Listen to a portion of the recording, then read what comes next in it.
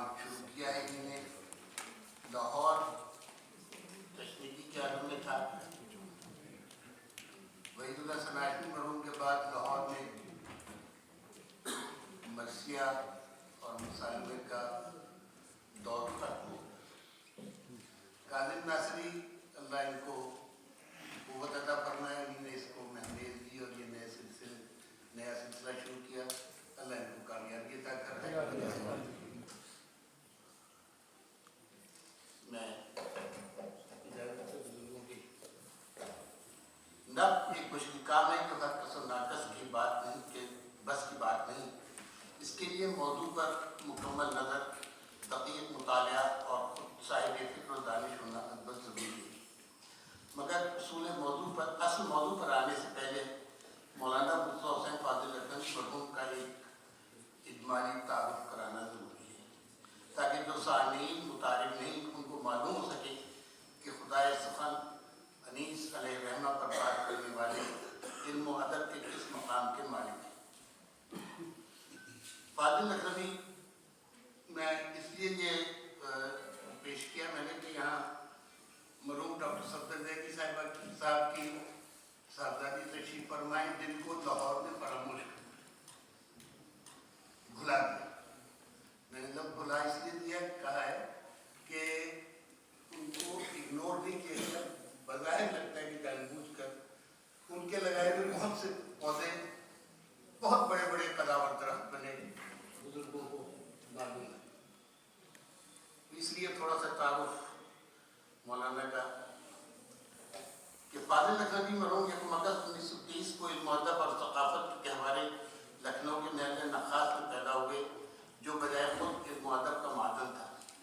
چاروں طرف علماء, شعراء, ادیب اور دانشور نقادوں کے دولت کدے تھے. اسی دوست ماحول میں مولانا کا بچپن اور جوانی گزری.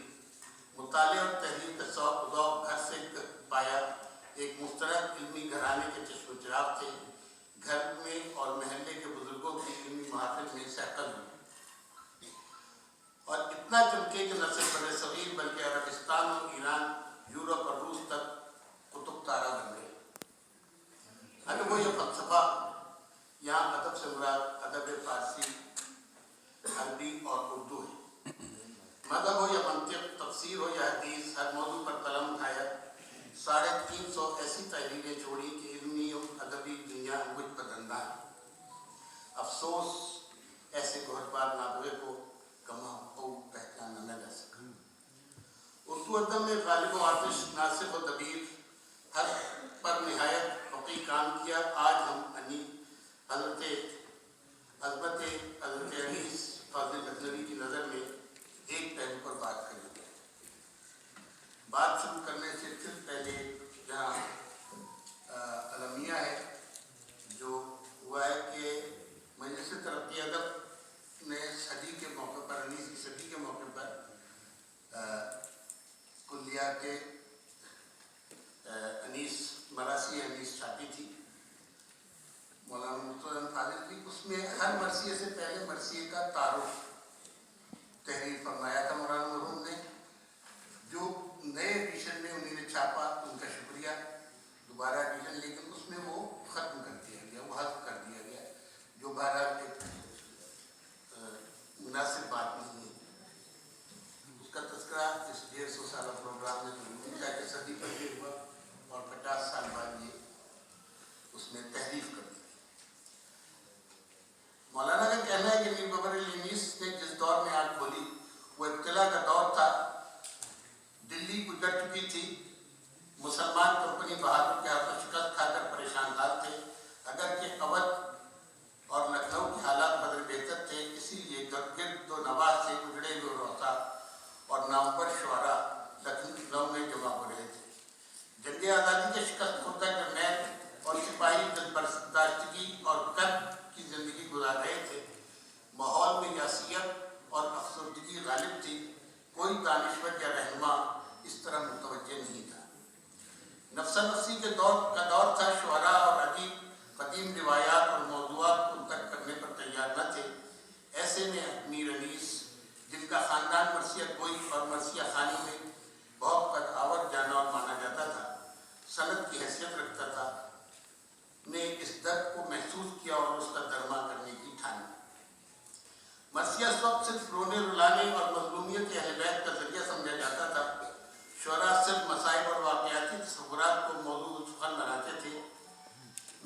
رئیس نے اس روش کو بدلا، کربلا کو گریہ و زاری اور مظلومیت کے قصوں سے نکال کر حریت و خودی و خودداری، آزادی اظہار اور آج کل کی زبان میں مقاومت کا منارہ بنایا، جو عوام، سپاہ، تیر و تلوار، گھوڑے اور میدان سے سہمے ہوئے تھے،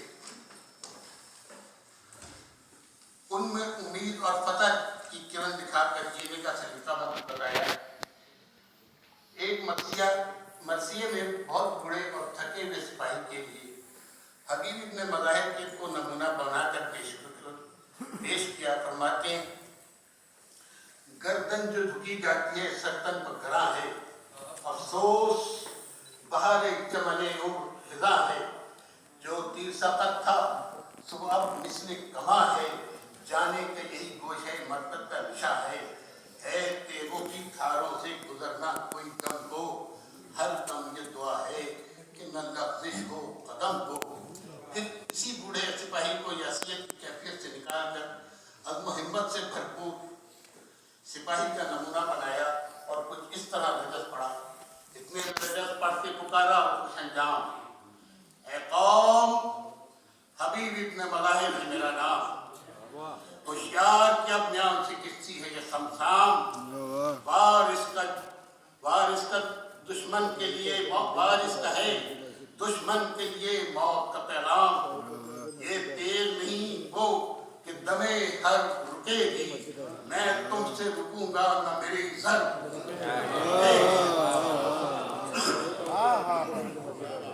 وہی سپاہی اپنی کمزوریوں کو قوت بنا کر پیش کرتے ہوئے عقیدہ و عقیدت کے بیان کرنے سے بھی نہیں چوکتے۔ وہ ہاتھوں میں لاشا ہے، پروز ظالم و گمراہ،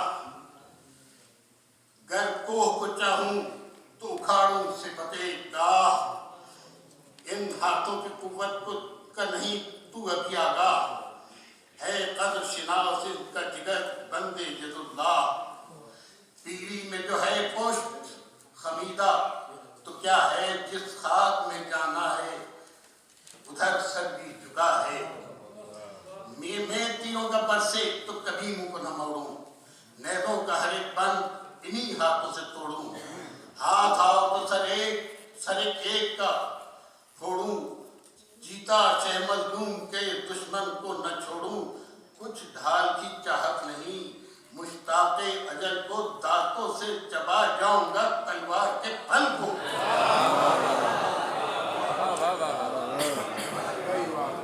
فاضل صاحب کا کہنا ہے کہ اس طرح پجمردہ عوام نے زندگی کی نئی روح پھونکی اور سر اٹھا کے جینے کا سلیقہ سکھایا۔ اسی طرح طاقت و طاقت سے مروب عوام کے لیے حضرت ہود کا کردار پیش کیا، اور دنیا کا مال عارضی ہے اور حریت ایمان اور عقیدت کا بدل نہیں۔ یہ خیال پیش کیا کہ حریت ایمان کیا میں اور کیا وہ میری ریاست کا میرا عیال، جبکہ آفت میں پھنسے احمد مختار کی آل، وہاں کی املا کو زراعت کا کیا مجھ کو خیال، یہاں ہوئی جاتی ہے سادات کی کھیتی پامال، گھر اب دھیان کر نہ بچوں کا علم ہے مجھ کو، خانہ بربادی شبیر کا غم ہے مجھ کو، عمل خیر سے بہتا نہ مجھے او ابلیس، یہی کونین کے مالک ہیں یہی راس و رئیس، کیا مجھے دے گا تیرا حاکم ملون و خسیس، کچھ تردد نہیں کہہ دے کہ لکھیں پرچہ نویس، ہاں سوئے ابر شہنشاہ عرب جاتا ہوں، لے ستمگر جو نہ جاتا تھا تو اب جاتا ہوں۔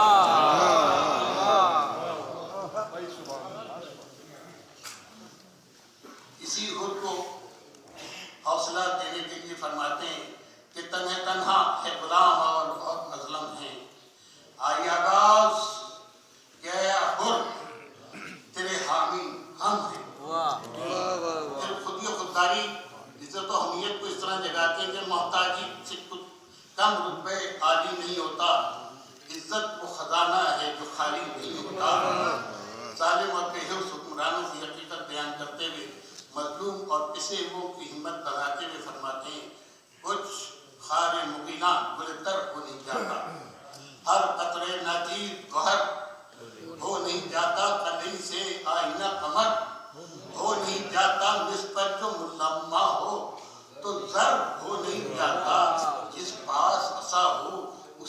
انسا نہیں کہتے، رات کو عاقل لگے بینا نہیں۔ سبحان اللہ، سبحان اللہ، کیا سبحان اللہ،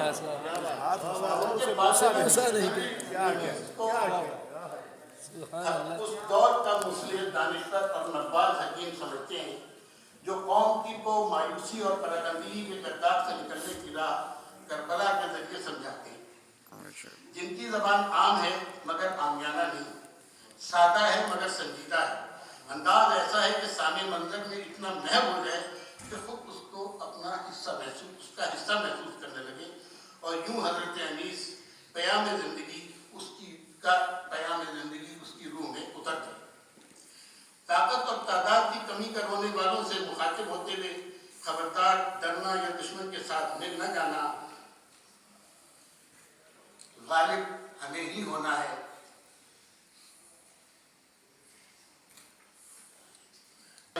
لڑتا نکل کے ایک سے گر ایک نامدار، برسوں بھی تم سے ختم نہ ہوتی یہ کاردار، نکلا ادھر سے ایک ادھر سے بڑے ہزار، اس پر بھی علمان کا غل اٹھتا تھا بار بار، بے جی کا ساتھ دے کے حمیت کو کھو دیا، تم نے تو آج نام عرب کا ڈبو دیا۔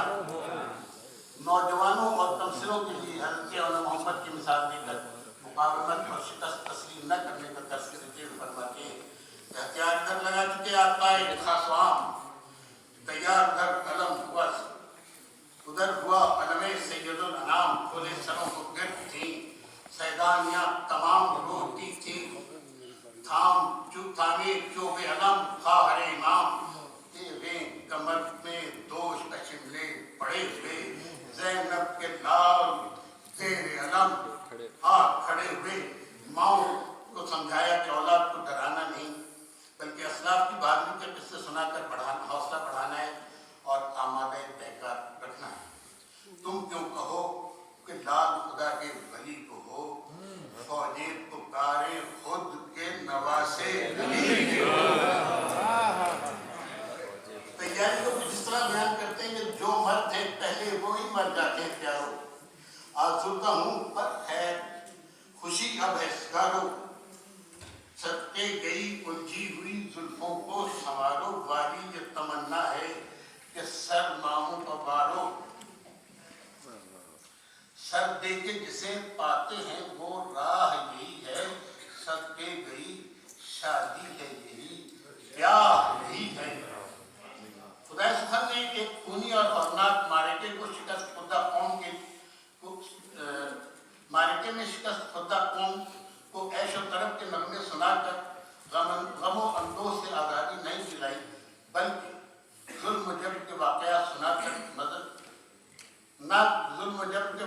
سنا کر مزید مایوسی کے دلدل میں دھکیلا، بلکہ حق و باطل کے عظیم معرکے کو اس رنگ میں پیش کیا کہ تھکی ہوئی قوم اٹھ کھڑی ہو اور شام سے جینے کی تمنا لے کر بیدار ہو۔